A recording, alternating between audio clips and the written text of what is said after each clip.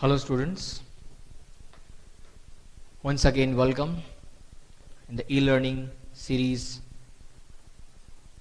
Today we are going to discuss further about the topic that we initiated in the previous lecture, that is sentences and kinds of sentences. Before we get along with the new part of the learning and understanding, let us make a quick recall. We understood about the definition of a sentence. We looked into the different kinds of sentences by taking different examples, one of each kind.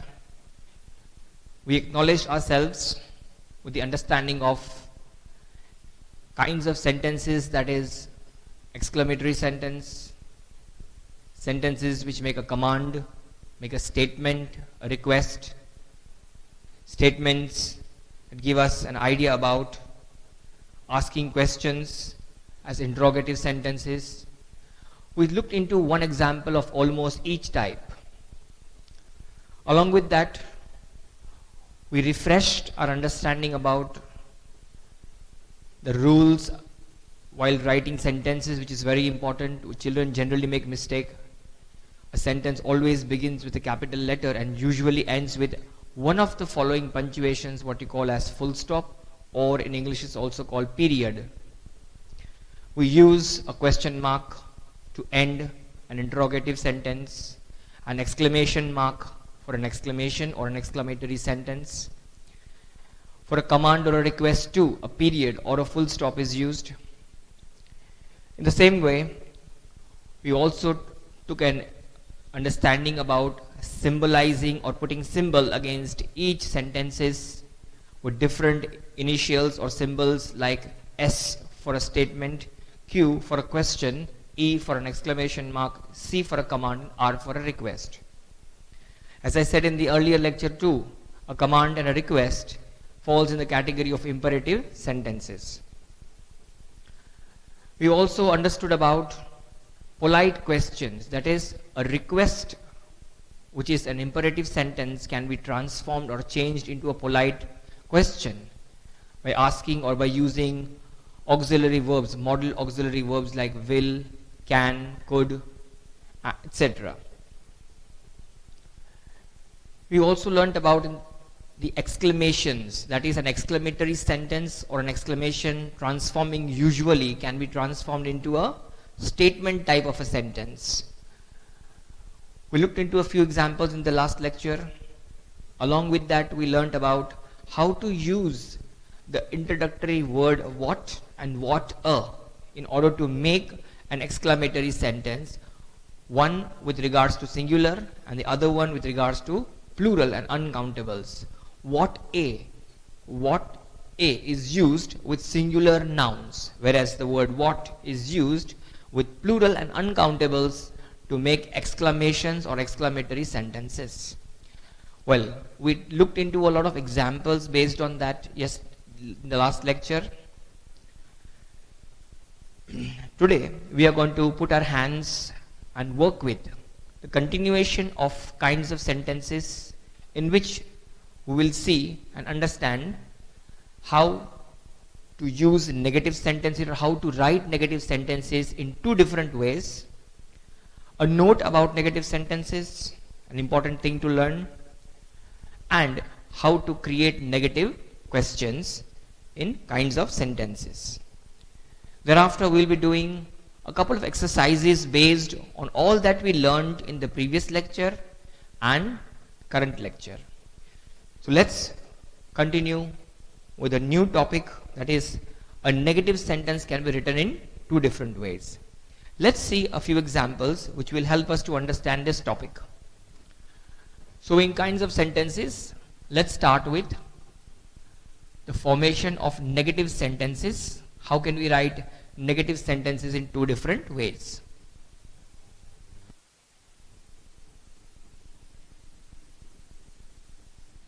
A negative sentence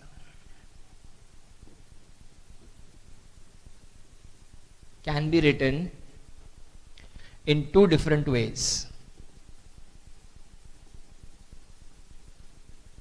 Let's see how could we write this with the help of an example. Example is the best thing that will allow us to understand this concept. Taking up the first sentence, if I write, I have not seen Raman and Krishnan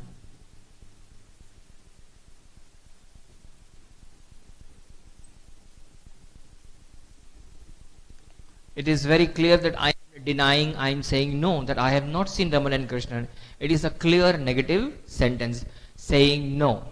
I have not seen Raman and Krishnan. But the same idea or the same thought can be expressed in another way without changing its meaning or without making into affirmative or a positive. It will still remain the same, but we have a different way of writing. That is why I said we can write a negative sentence in two different ways. This is one of the ways out of the two ways to write a negative sentence using the word not, not. I have not seen Raman or Krishnan, but I can also write the same thing in this way, in this manner. I have seen. Okay, do not be carried away with the word I have seen. I am not going to write I have seen Raman and Krishnan. That would be the opposite of this meaning. I am going to write the same meaning. I have seen, but here I am changing the word not into a different word which will mean the same.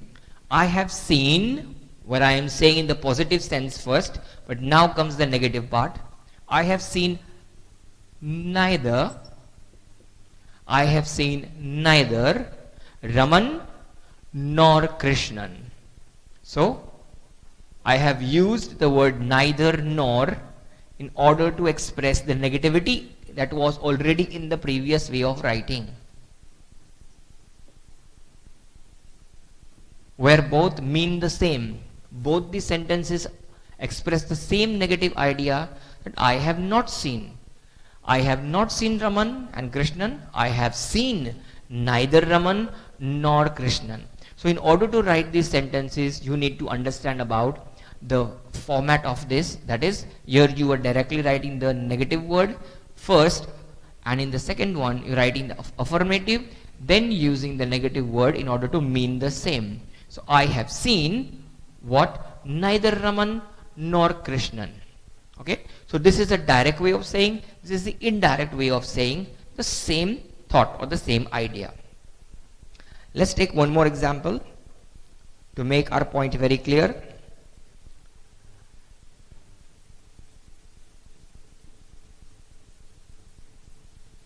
Example 2.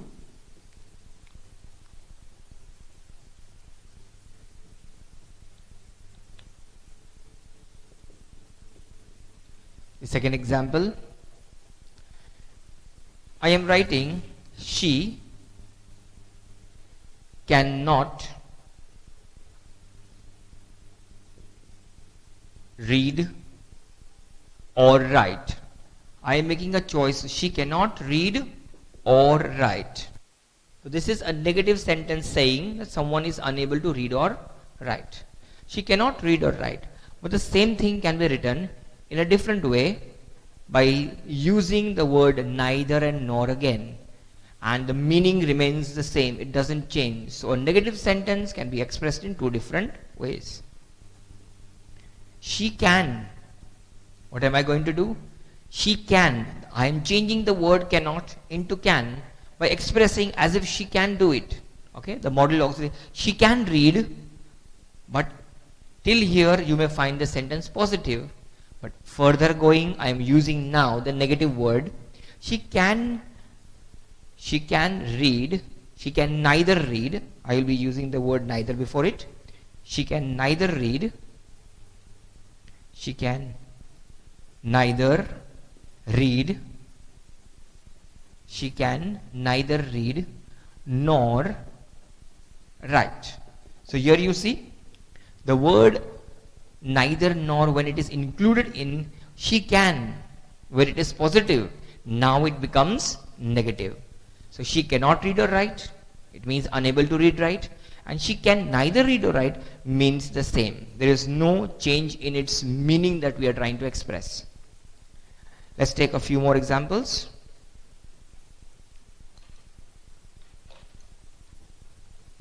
The third example.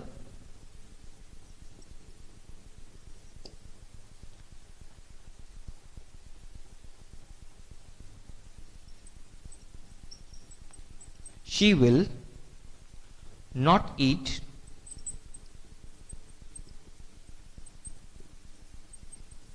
any food or drink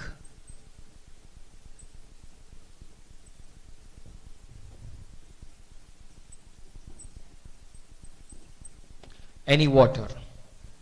She will not eat any food or drink any water.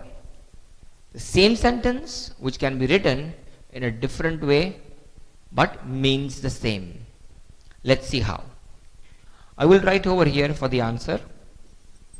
She will, in the first place, I will try to make it a bit positive and then make it negative.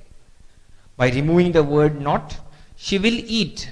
I am saying she will eat as if I'm trying to say something positive, but then the negative element will get added to it. She will eat what? No food.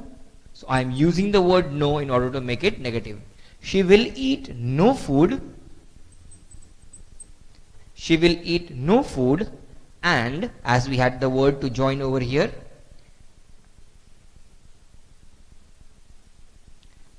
and she will eat no food and drink no water. So this makes my statement or the sentence again negative by writing first she will eat and then carrying on with it no food and drink no water. So it means the same. So these are some examples by which we can write a given negative sentence in two different ways. Well, before we get along with the next part of the negative sentences that I need to explain, let's take two more examples, 2 or 3 examples to finish a better understanding of this.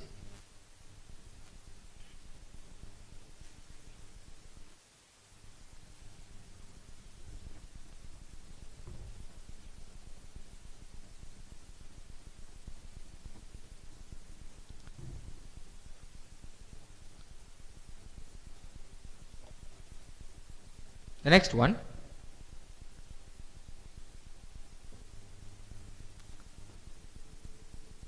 the fourth example, I cannot bear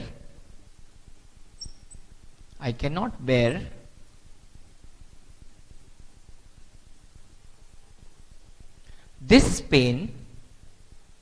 I cannot bear this pain any longer. I cannot bear this pain any longer. So you're saying the pain that you have, you are unable to bear it. You can't take it anymore. I cannot bear this pain any longer can again be written by writing first a little positive. I can bear this pain.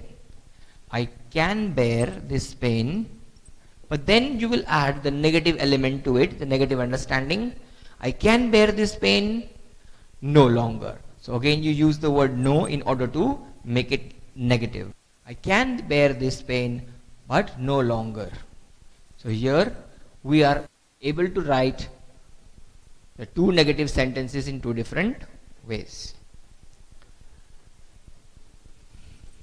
The fifth example, to understand this even more better, we did not meet anybody there. We did not. Now have a look. Unlike the other sentences, the previous 3 ones and the fourth one, we have a different negative word over here. Did not. So far we did not have the word did not in any of the past 4 sentences. We did not meet anybody there. We did not meet anybody there. We need to transform or change or write the same sentence keeping its meaning intact in a different way, which is a negative sentence. So we will write and try to make the first part of it a little positive and then write the negative element to it. We did not meet will be removed. We will eliminate these two words. We'll take the word meet to make it a bit positive first. We met. Okay, you will require to make it a past. Meet is present, met is the past of meet. We need to change it. We met. Did not will be removed. Anybody which shows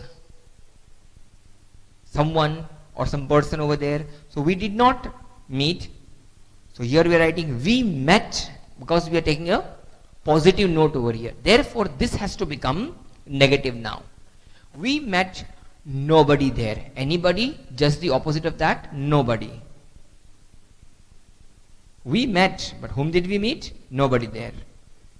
This is one way of writing. We met nobody there. Again the sentence becomes a negative sentence where we are using the positive sense and then adding the negative element into it. Therefore it becomes a negative. Two different ways of writing the same sentence having the same meaning. We did not meet anybody there, or we met nobody there. Both mean the same.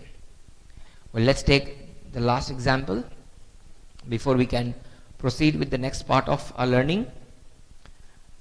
We do not have any work. Example 6. We do not have any work.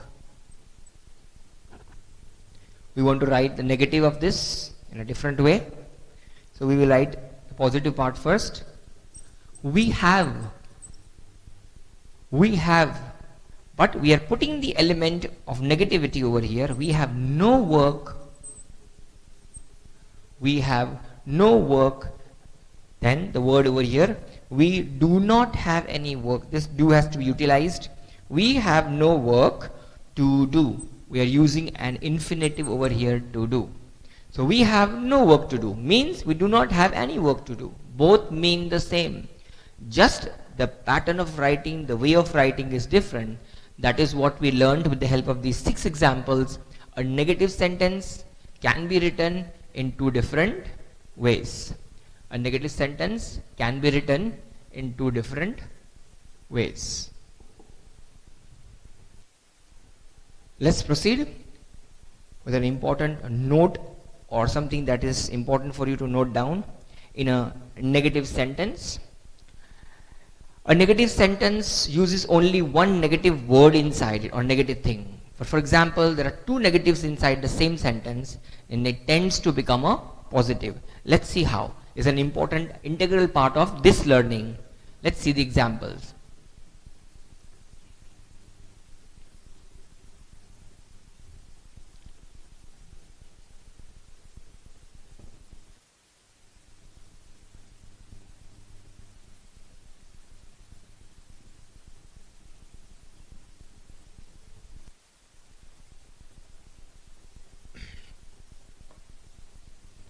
So in a negative sentence, only one negative is used, but if 2 negatives are used, it makes a affirmative.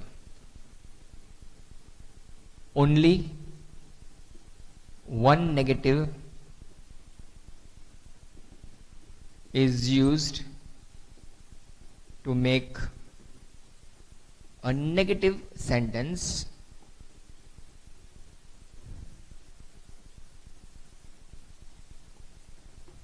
But if 2 negatives are used,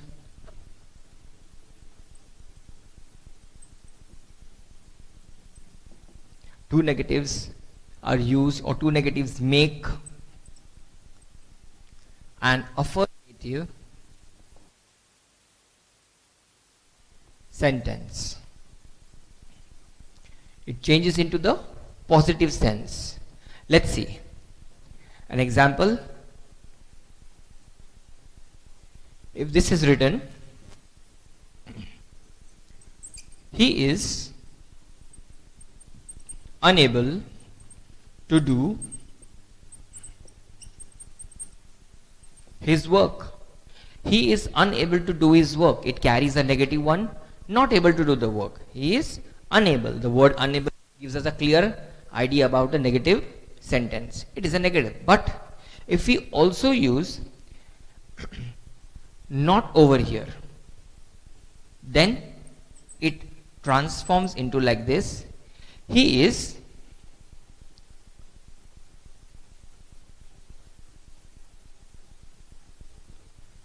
not unable to do his work. What will you see in this sentence? What will you understand by this sentence? Here, he is unable to do his work. Cannot do his work. Here, he is not unable to do his work. Therefore, we have not used one negative. Perhaps we have used two negatives. The word not as well as unable. Therefore, this sentence now turns out to become affirmative. Whereas the previous one was negative, where we had only one negative word inside it. Here we have got two negative. He is not unable to do his work. It means he is able to do his work. It really means the same. He is not unable to do his work. It means he is able to do his work. Here it meant he is not able to do his work. He is unable means not able, whereas here he is not unable means he is able to do his work. So this is a little note that you must note down, you must understand about using negatives. Be very careful when you use negatives. Well, moving ahead with the understanding of negative sentences, we have to understand about negative questions and its structure, how a negative question is created, is made. Let's look into that.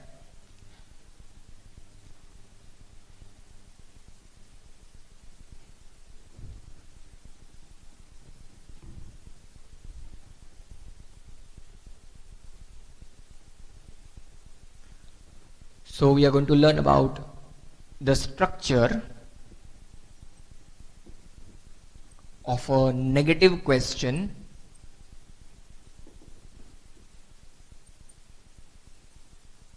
altogether. A negative question. The negative question comes just after a subject. But in spoken English, where short forms such as isn't, wasn't, won't, don't, didn't, can't, wouldn't, hasn't, haven't, etc. also use, the subject comes just after the word not. Let us see a few examples of this type. As in the example, if I write, is it not cold? What am I doing? I'm asking a question over here. So, it means, isn't it cold? I have written, is it not cold? I am using over here the word it. So, is it not cold? Where did you find the negative? After the verb, you saw it over here, isn't it? After the subject. It is not cold. So it went after the subject. But if the same thing is written in concise form with a short form, isn't, if I try to write isn't, I-S-N apostrophe T, isn't it cold? Now have a look over here what happened. Here the position of the negative word is now changed. It has been joined over here. It has replaced itself and it is trying to come along with the verb or before the subject or in between the subject over here. Okay? It just comes as not, it just comes before not. I would say it just comes before not. See, the not comes over here before. So is it not cold? The word not has now been shifted and combined with the auxiliary verb or the verb is over here. The question asking word over here. One more example of the same type.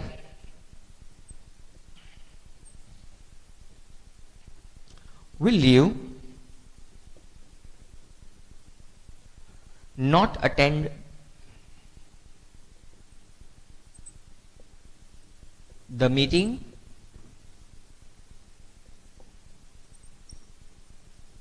Will you not attend the meeting? So I'm trying to make the word will and not combine together. The new way of writing. Will plus not will become won't. So when I write won't you, so you see, won't you, so where it has been now, the word not, which was a negative word, it was after the subject, now has been brought before the subject, so it has changed its position. Won't you attend the meeting?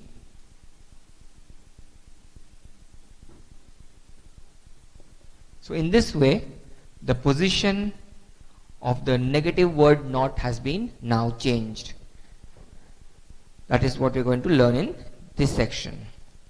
Have they not heard the news? Have they not heard the news? Here too, the word not is after the subject they. We are trying to bring in front. Have plus not will become haven't.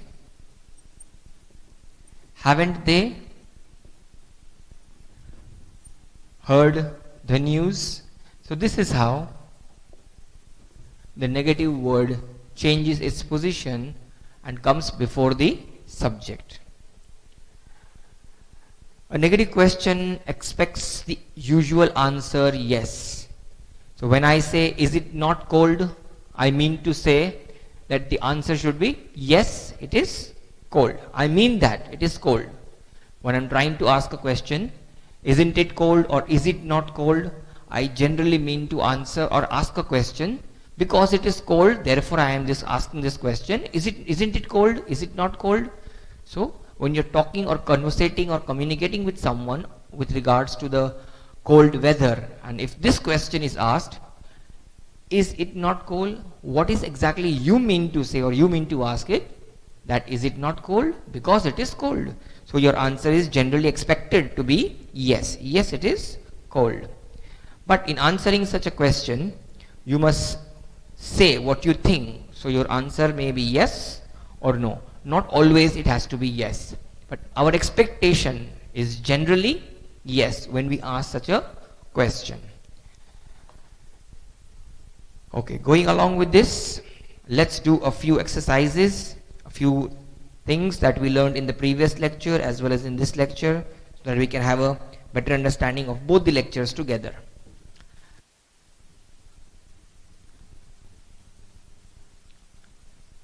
Yesterday we learnt about polite questions. So today we are going to look into an exercise based on the previous learnings of polite questions, followed by the other topics that we've learned today itself. So let's do an exercise together. Change each of the following sentences. Change the given sentences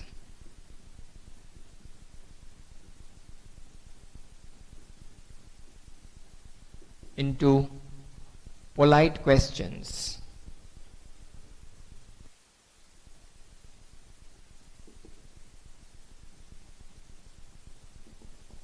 So you will be given a few sentences to see. The first one, if I say, lend me your book,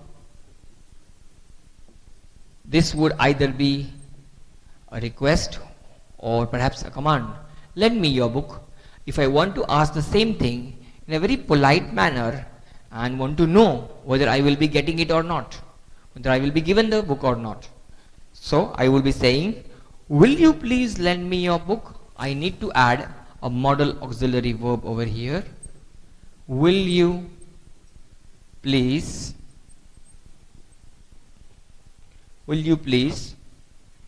lend me your book? Followed by a question mark, because you're asking a polite question. Therefore, question mark is very important. Do not forget to place this. Similarly, let's take a few more sentences so that we are able to understand the topic much better.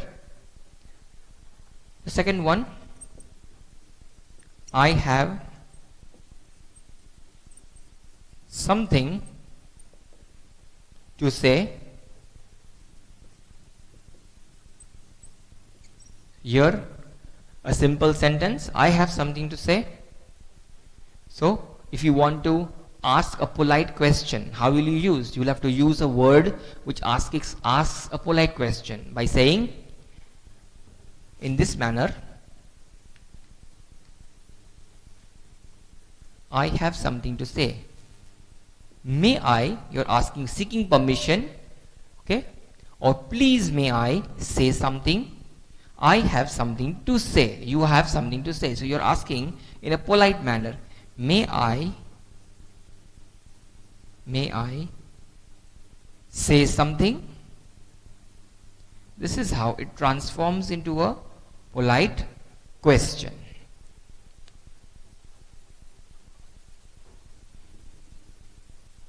The next one, let me use your pen. If this is a statement given to you and you are asked to write a polite question, this is the way you will be writing it.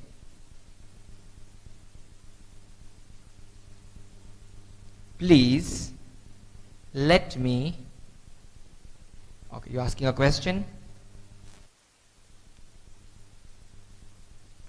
Will you please, we can write with or without a please. Will you please let me use your pen? Hence, this becomes a polite question. Another one, fourth one, close the door, where a command could have been given, or please close the door. Close the door, where it becomes, we may be able to write the answer by asking a question. Will you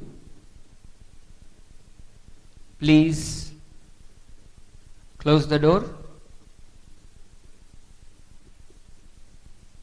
So in this manner, you will be able to write a polite question altogether. Okay, let's see just a few more sentences before we get along with the next exercise in Q.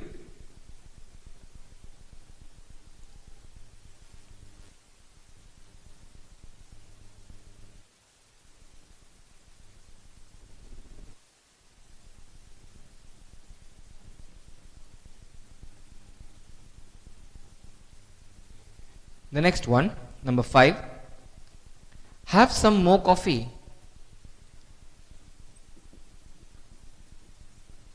Have some more coffee. Simple statement, have some more coffee. You want to ask a question. You want to ask a question that you want some more coffee. So you can write it in this simple way.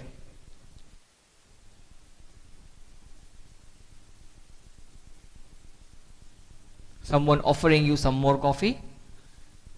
Someone wants to ask you,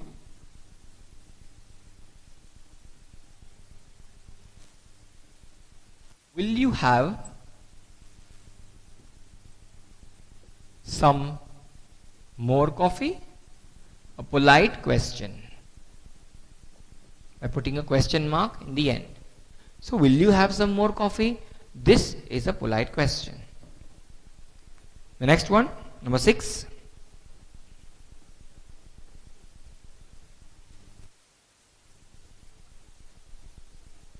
I need a lift to the library.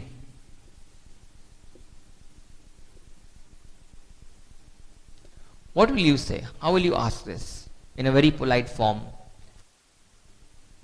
Probably you will ask,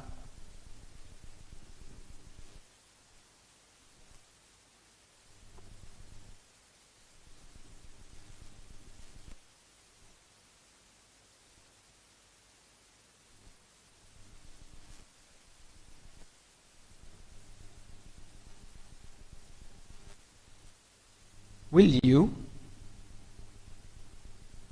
give me a lift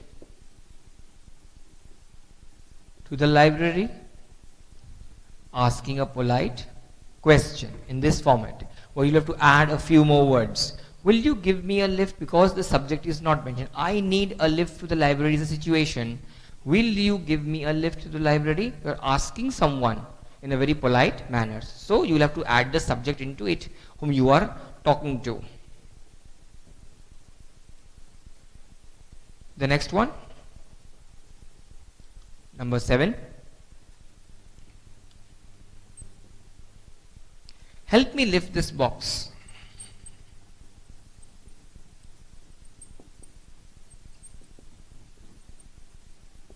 Help me lift this box. And you ask a polite question in this way. Will you please help me lift this box? So in this way, you can keep asking many polite questions to a statement given to you. Okay. Let's carry on with the next important and interesting exercise that you may like to do. We learned in the previous section about transforming an exclamatory sentence or an exclamation into a simple or a statement type of a question. Here we will be putting our hands and working with some statement type of a question now changed into exclamations. So we have a few questions to work with. Statement into exclamation. Let's start doing this. Change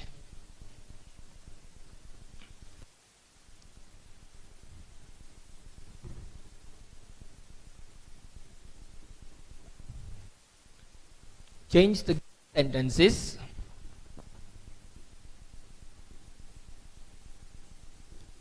given sentences into exclamations, that is exclamatory sentences. But here, remember, do not forget to place an exclamation mark. It's very important.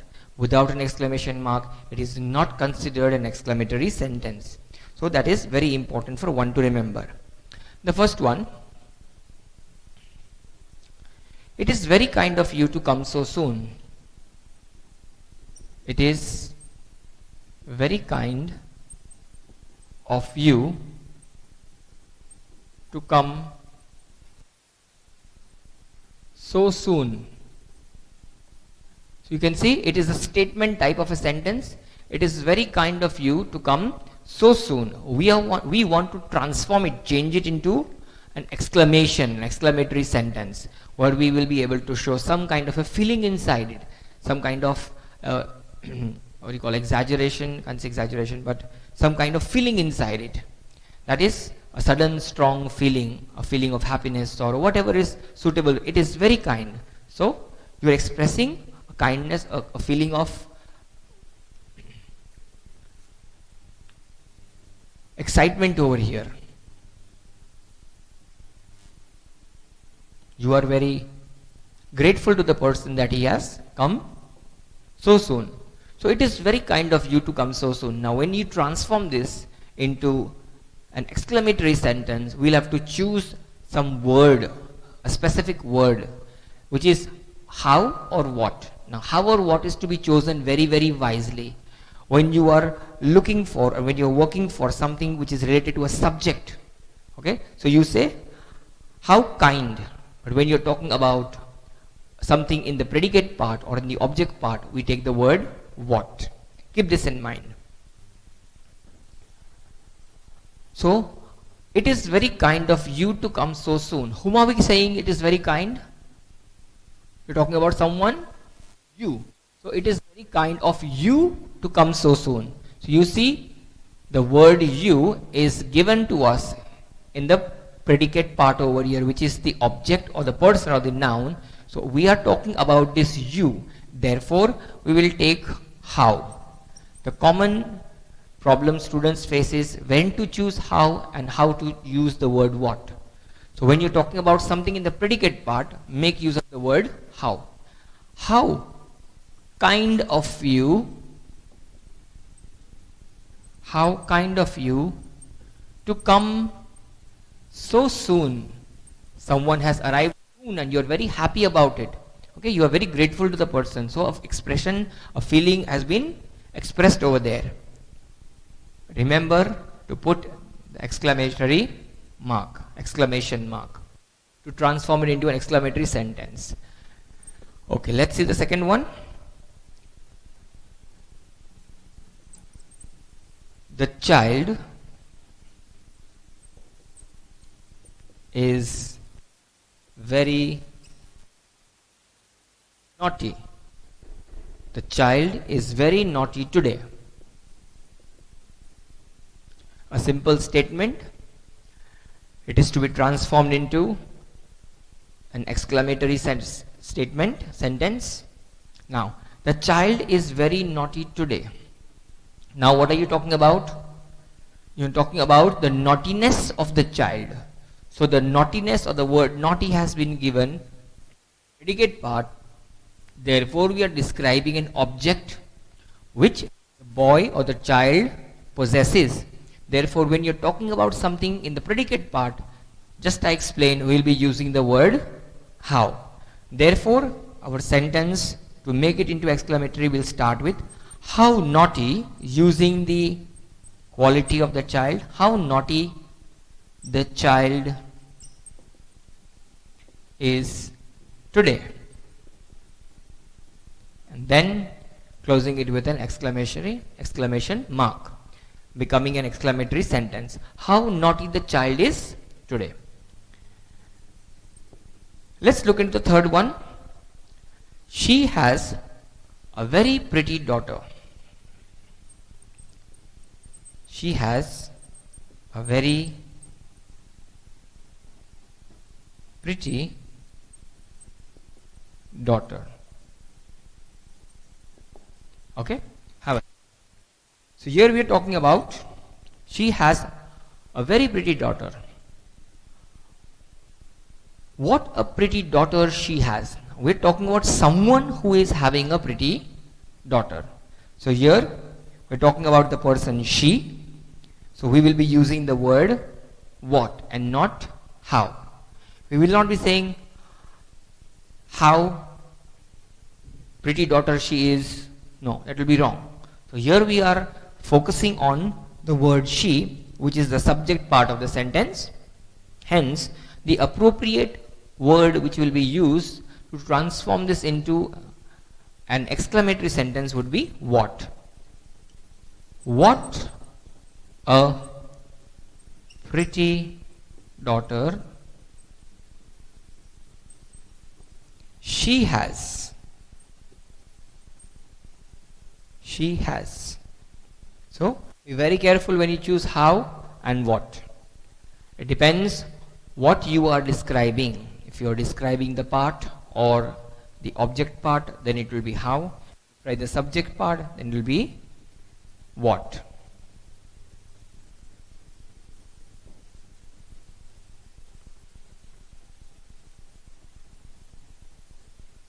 It was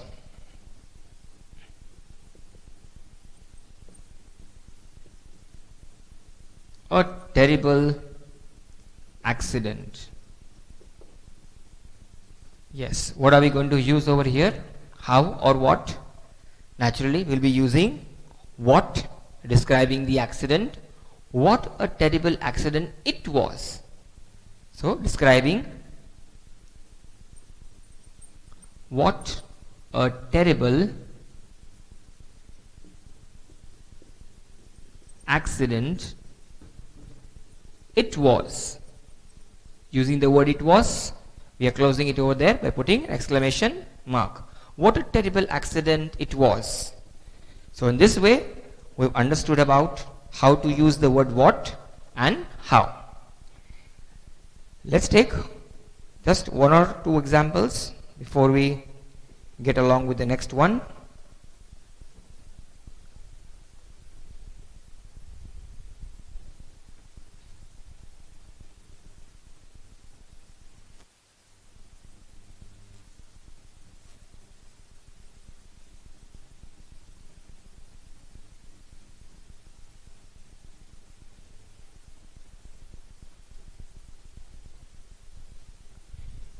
It is a great pity that he died so young. The fifth one, it is a great pity that he died so young. A simple statement, a declarative sentence, which is now going to be transformed into a exclamatory sentence. So we will be using the word what in the answer. What a great pity, what a great pity that he died so young.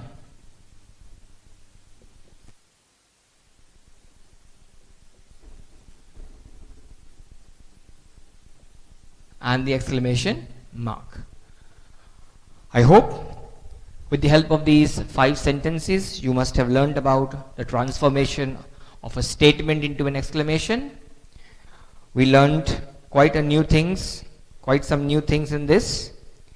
In the next lecture we'll try to continue with the rest of the things that you need to learn in this section, in this topic. Till then, have a nice day. Goodbye.